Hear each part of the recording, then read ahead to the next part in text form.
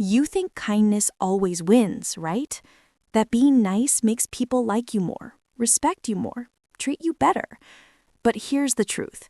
When you treat someone too kindly, something strange starts to happen. They stop appreciating it. They start expecting it. And sometimes they even start taking advantage of it. Why? Because the human brain isn't built to value what's always available. Stick around, because in the next few minutes, you'll learn the psychology of overkindness, why people lose respect when you're too good, and how to stay kind without being used. Here's something that sounds harsh, but it's pure psychology. Humans subconsciously assign value to scarcity. When something is always there, it feels normal. When something is rare, it feels precious.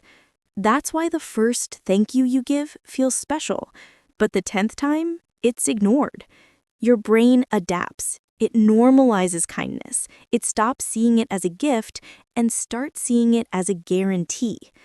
And that's when respect quietly starts to fade.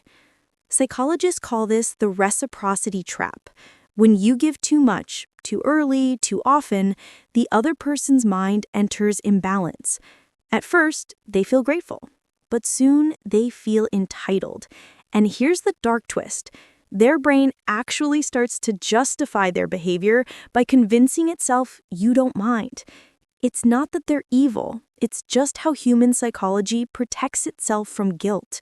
In other words, you teach people how to treat you, and being too kind teaches them that your limits don't exist. So, should you stop being kind? Absolutely not, because kindness isn't weakness. It's power when used with boundaries. But before I reveal how to do that, make sure you subscribe right now, because what comes next will change the way you deal with people forever. The secret isn't to stop giving. It's to give consciously. Here's how it works. Step 1. Match your kindness with standards. If you help someone, also hold them accountable. Step 2.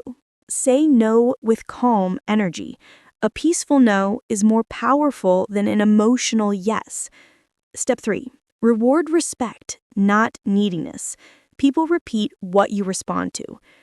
When you become selective with your kindness, you instantly raise your value, not because you're cruel, but because your energy now means something. Kindness is only powerful when it's respected. When it's expected, it dies. Studies in behavioral psychology show that people value relationships more when they perceive mutual effort. Unequal giving breaks that balance and creates hidden resentment on both sides. You feel drained, they feel dominant, and slowly both lose authenticity. That's why setting emotional boundaries isn't selfish, it's psychological self-protection. So what really happens when you treat someone too kindly? You don't lose them, you lose yourself. Be kind, but don't disappear. Give, but also protect. Love, but don't beg to be loved back. Because real kindness requires strength. And in the next video, we'll go even deeper. How people test you without you realizing it, and what it says about their psychology. So if you're ready to understand the hidden games people play, subscribe now and never see human behavior the same way again.